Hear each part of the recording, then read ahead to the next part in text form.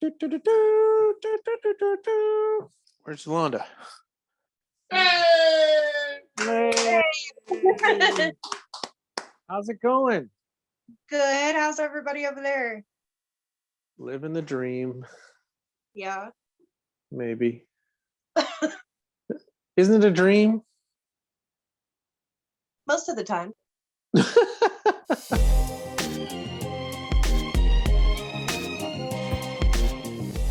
So for the people who don't know who you are, would you mind introducing yourself?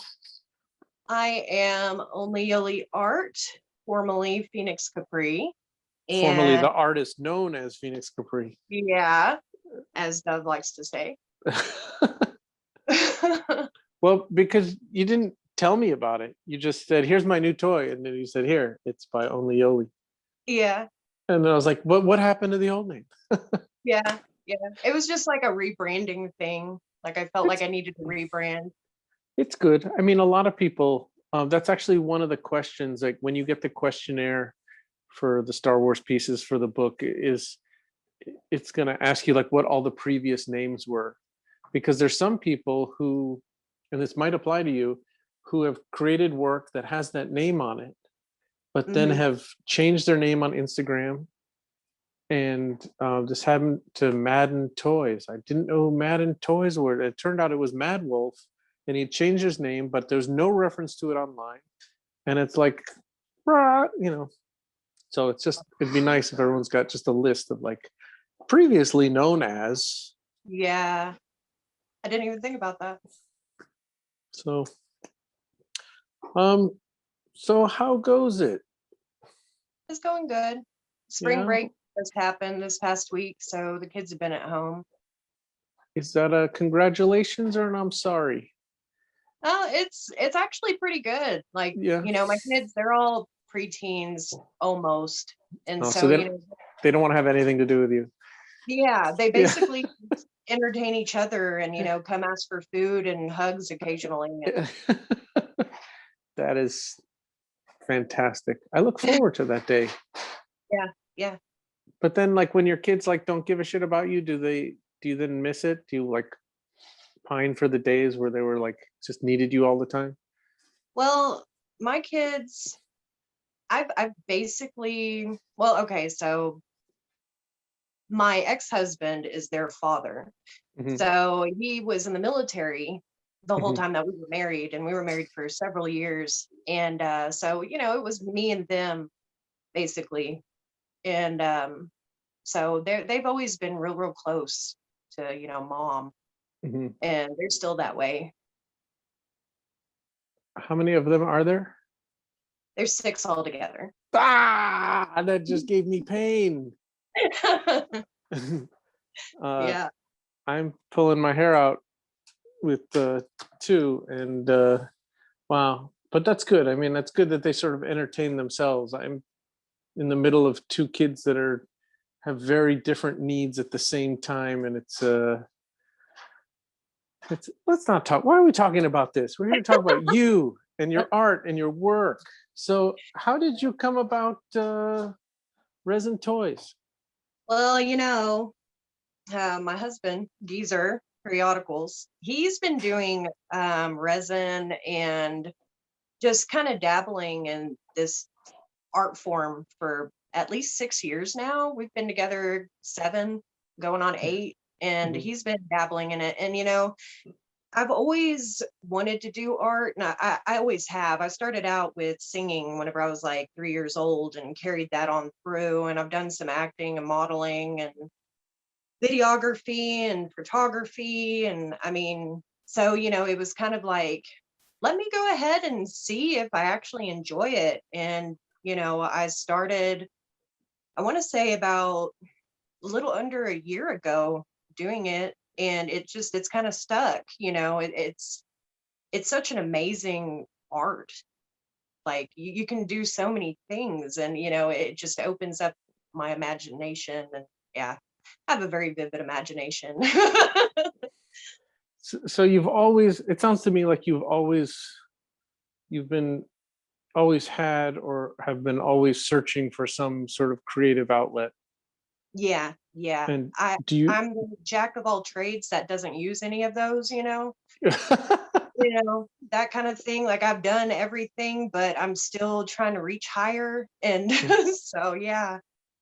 And do you have another job? Is that creative also? No, I worked at Walmart for 3 years up until March of last year. I was a manager. Mhm. And whenever the pandemic hit, the kids, had to stay home. So Right. I stayed home and I've been home. So Since then, wow, that yeah. must not be easy on the pocketbook, huh? Um, I mean, we get by, that there's a lot of times where, things have been a little rocky, but not really that bad, no. That's Between good. me between me and Bradley being both artistic, we kind of, work really well together in that aspect. Mhm. So And how does he feel now that your toy sold out and the toy he made of me didn't? Jenky just yelled subject matter. he's actually super proud. Like, That's yeah, we're real supportive with one another. Like that's good. there's no, push or resistance and that type of That's stuff. that's wonderful. That, I mean, that's the way it should be, of course. Yeah. I mean, we all know people, couples. Everyone knows this. Like you meet a couple, and like when the two people are not on the same team, Hmm. you know. What was that in that one book I read? This one researcher said that the single most like indicative act that one partner could do to the other to indicate that they were going to get a divorce is rolling their eyes in public about their spouse to another person. Yeah. And I just thought about, like, I've never done that to, like, my wife. Just sit there and be like, oh my god, and then just say something kind of nasty about them in front of Yeah. another person, and then you can kind of tell that those two people are like not on the same page at all, and Hmm. it's kind of a bad indication. But all right, let's talk about, let me just grab this really quickly. Hold on. Oops. Because this is a phenomenal piece of resin. Can't imagine how long this took to create. For about 5 months, we've been in the process of the idea and the labor and the supplies going on about 5 months now. We And, basically started after the last show. wow. Yeah. And then I saw the videos of you on Instagram, like hairspraying the hair to get it Yeah. to stand up. And then Yep. you've done some diorama and some photography Hmm. in this little bar called the Wet Thigh. Yeah.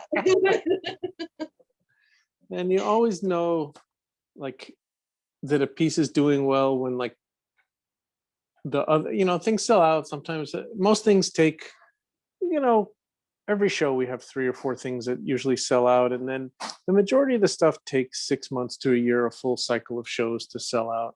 And I would say virtually everything sells out eventually. I mean, I've had almost nothing, unless an artist has asked for their stuff back specifically, that just everything finds a home. It's just too limited to not do it.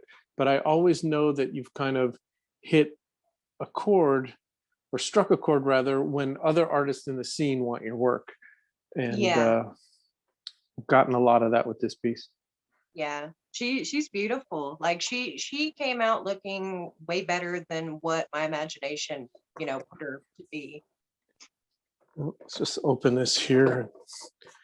Yeah, she's resin. I can see them asking. She's a solid resin piece.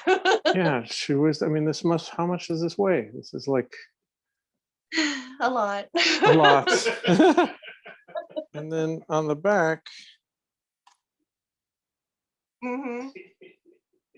now, So those backer pieces to the star case, I had my three oldest sit down at the table for me yeah, because process of making everything else, and I printed out the stickers and I had them, go by the first one that I did and just like place them how I had them. awesome. Put the kids to Yeah. work. Yeah. they enjoyed it. Well, I like the warning sticker here got quite a reaction with the Toy Geeks crowd. Not a toy. Choking hazard, small parts not recommended. Age 0 to 17. Handle with caution. May cause sexual arousal. Or Ben had a very strong reaction to that. So, and then this piece has spawned a lot of interesting internet posts. Now that there's a toy of me that you guys also make. One of them was me in bed with Java the Slut here. What else?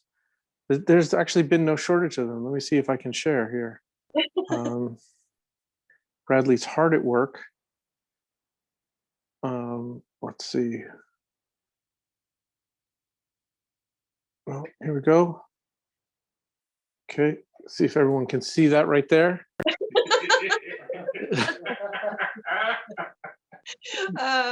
Yeah. He made that, and then he started playing the music, and I just like shook my head and laughed about it. DKE Toys, they have amazing figures. Wow. For those of you who don't know, that's a 70s Burt Reynolds. Yeah. So there's that. And then there's this fantastic video that you posted, which is, not safe for work, that we can't post here. But yeah, at the end of the video, I enter the bar, and apparently, me and Jabba are going to get busy. Yeah. So, you saw the backstory. Jabba was really the husband, and Bertha, his wife, was the one that was, using his name to her advantage on that stage. I see. I'm very glad that you fleshed all of this out. So, it sounds like, so we talked about like all of the creative things that you've done. Did you always know as a kid that, did you consider yourself an artist as a kid? What? Pretty early on, I knew that I wanted to do something artistic. And I never knew what exactly that was going to be because of just, there's so much out there. And, here within recent years, like the way that everything's been going, like, you can do basically anything now. So it's so much easier now than whenever I was growing up.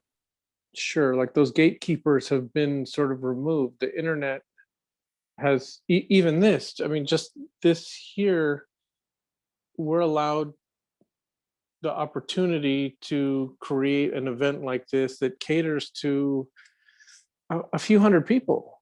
We think that we don't get an exact count. There's a pretty steady amount of people watching throughout the weekend, but we think as far as different people, there could be 200-300 different people stopping in to check out what's going on over the weekend. And while that's less than would be at an actual convention, those are hundreds of people who actually care about what we're doing. So there's not a lot of those kind of looky-loos, but this was just not possible a decade ago. Yeah, exactly. You'd have to set up at a convention and hope that there's a few, a small percentage of people in the crowd that you resonate with. And I think for all the complaints about social media and what it's doing to society, it does bring people closer, I guess, in these little niches, and allows us to have remove a lot of the gatekeepers. It used to be a company that would have to choose people in order to,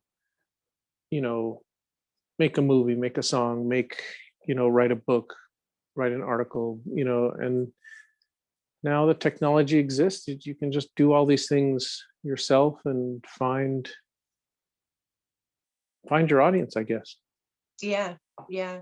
It's super easy to find audience now, because like I was just in this bubble for so long with my artistry, because you had to kind of conform to, like, okay, so we live in a very small place in Oklahoma. Mhm. So, you had to conform to your surroundings. And, like, only thing that we have around here is, agriculture and church. Mhm. So what did I do? I did country music and church songs, growing up. So Mhm. that was like the norm here. And but now that just society has opened up, you can do anything, and Right. it's amazing. Like, I can let my, weirdness fly however I want to, and it be okay. What is it like for you in Oklahoma? Just, I mean, for not, we'll talk about explaining to other people what you do, but what is it like having tattoos and neon red hair? Oh, well, that I get looked at. Yeah, me and Bradley both, because Bradley's got them head to toe too, and we, dress different than everybody as well. So, whenever we go out, of course we get looked at. But Mhm. now that I've had my tattoos for a good 3 or 4 years now, at least this many, and have, look the way I have too, I Mhm. don't really pay much attention to that anymore. Do you find that you're treated differently? I mean, Sometimes, yeah, like sometimes. if you go to a restaurant, they ask you to like tip ahead of time. No, but we do go to Walmart sometimes, and they Yeah. do stop us directly before we leave out to check our receipts. Get out of here, really? Yeah, yeah. We've Wow. we've we've come across that a few times. And that's just based on, just some sort of profile that they've come up with, like Yeah, tattoos equals thief. yeah. And then, people who are resistant to us, once they Uh-huh. start talking to us, they're fine because they see that we're good people, and we're Right. not riffraff, I guess. That's what they're thinking. But yeah. That is kind of ironic though, that you used to be a manager at Walmart, but yet you get Mhm. stopped walking outside of Walmart. Yeah. That makes absolutely no sense. I guess, are you Yeah. shopping at the same Walmart that you worked at? No, Uh, no. that's wow. Um, and so, okay, so that's the one thing, is just like existing in that environment. Uh, any any repercussions on your kids? No, they actually well, they've been in virtual learning now for almost 2 years. But whenever they were in school, Mhm. we were very fortunate for, the teachers to actually accept us whenever we would, come to the events and stuff. Just because my kids, they're very good kids. They Mhm. don't cause trouble. They, are very respectful of their adults and stuff. And, so they see that our kids are not misbehaving, so they know that we're doing something right. That's what I assume anyway. Well, I guess when your parents are rebels, it doesn't give you much to rebel against, does it? Yeah. It's like, it's just, you want to do the opposite. It's like, I'm just going to be a good kid and be straight laced and like, those are my parents, and you just roll your eyes at your parents. That's Yeah. fantastic. Um, and so then, when people ask you what you do, because people ask me what I do, and I find it like, it's like, the answer is like, how much time do you have? It's like, like, what do I Yeah. do? It's like, well, it's kind of what I used to do, and then what I do now. And then it's like, I could just tell people like I run a collect, it depends on like who the person is, right? And what you're trying to say. Like, some people are truly interested, and then I can say, well, we do a few conventions a year where we represent these artists who make this, and they can go on with this explanation. And other people, they just kind of like, what do you do? It's like, oh, I run a collectibles company. That's all. Yeah. It's, other people, like, depends who you're trying to impress. It's like, Yeah. oh, You I'm can kind of CEO of my feel own company. out- you can just Yeah. kind of fill people out whenever you see them. Yeah. They ask kind of that. Some people, they do ask, and then you go to telling them, and they want to be like, oh, so you take toys and you paint them and sell them. That's cool. And no, that's not what I do. You know, there's way more to it than that. Right. And then you go to explain to them and they're still lost. I Sure. don't think that I've found not even one person who can actually, absorb it and understand it altogether. It is a very specialized field. Yeah. Yeah. And so do your kids, are they creative also? Like having two parents that are artists? We have our 7-year-old, he loves to draw. He's getting into singing now, which he's really good at. I was kind of impressed the other day. I told them to to go and make me a baby Java song. And Mhm, so him and his step up from his age brother, they mhm. came back in and they made a baby Java song, and it was really good. So I was kind of impressed by that. But yeah, he likes to sing and he likes to draw. Um, all of them except for my oldest son is into music. Mhm. My 10-year-old, he's super into music. Like he's constantly, there's a radio going in his room, YouTube, whatever. So yeah, they've got some creativity, stewing in there. Nice. Um, so you told me that not giving away any secrets, but it sounds to me like you have big plans for this line. Yes, yes, very big plans. I have the next 5 shows mapped out already. Get out. No. Yes, the next 5 shows mapped out. So Wow. yeah, That's that's gonna be a fun ride. it is. Just uh, wait. yes, indeed. Let me grab your other figure. Hold on one second. Okay. Not prepared. I was prepared to have it near me, but not that near me. All right. Let's talk about this one. Uh-huh. Yep. That's grumpy ass pussy right there. That how did this one come about? Was this the first figure you made? That was the first one I made for the show. Oh, Now but I've made a couple other ones over the years. Like I said, Bradley's been into it for years, so I just wanted to kind of dabble here and there. So like I made a Hellcat that had it was the He-Man cat, and we mhm, put little heads on its back, and so we called it Hellcat. And then I made Pimp Kitty, which was a Hello Kitty head on top of a He-Man body, and it was Pimp Kitty. And I don't know, I've just always liked cats, I guess. I don't know. do you do you own cats? Yeah, we have 3. Wow. Yeah, but So yeah, that's kind of how she came about. And I just thought of Grumpy Cat and Cardi B, because Cardi B was coming out with her sure. song at the time, and I just kind of mashed them together. So was this so you've made stuff before, but was this your first like full edition of multiple pieces? Yeah, yeah, So this is like your rookie card. yeah, exactly. Got it. So when you're a big art star, this is going to be like the Mickey Mantle rookie. Yep, that would be number one. Just saying, everybody. Saw it here first. Grumpy ass pussy. They're in the store. Yep, they're there. Um, so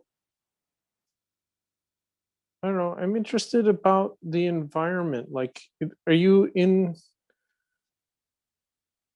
I mean, the sort of like the first thing you said in the interview was, about where you're from, and you know, it seems like from what you're saying, there's like friction in the environment.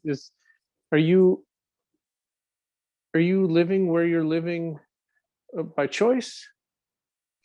Okay, so a little bit more about me. I was adopted whenever Mhm. I was about a week old, and my adopted parents moved to Granite, Oklahoma, and very small town. Like I said, like the town is so small that they were recording the prison that is part of the town in the population to make the town seem bigger. Got it. Yeah. And so probably about 9 years ago, I moved from Granite to the bigger city of Lawton. Mhm. stayed there for a while. Me and Bradley met, we got married, and we moved to his hometown. Mhm. Well, the opportunity came up because my adopted parents, they passed away about 3, 4 years ago. Mhm. And the opportunity came up for us to take over my childhood home. So Wow, we lovely. came and took it over, and we've been here for probably going on 6, 7 months now. Got it. So That makes yeah, sense. and yeah, It and it's a big property. We have a huge work shed outside, mhm. and we're sitting on about 5 acres of land, I want to say. So It's just yeah, I guess you're making it sound like the environment that you're in is not really supportive or inspiring for the kind of work that you're doing. yeah. Well, I we're mean, isolated. We're very isolated from mhm, people who don't think like we do. I'm isolated from people who don't think like me. Also, yeah. So I guess my question is like, is that a mental drain? Like, do you want to leave, or are you happy where you're at? I'm happy wherever Bradley and the kids are happy, Hmm. basically. Right? Like we run on a pretty together unit, you know. Hmm. Like we always have. So I'm happy wherever we're at and however we want to do things. So it's not that bad here, not that bad. Hmm. And what's it like being in a relationship when, because I don't know, this is not true for, just trying to think, most people that I can think of in this scene or in general, it's rare when there's two people in a partnership that are both artists. There's usually one artist and another person who's more in like a supporter role. Or better said, there's usually someone who's got a good job and there's someone else who's an artist. Yeah, Sorry for I get what laughing. you're saying. No, we I support his strengths and he supports my strengths. And Mhm.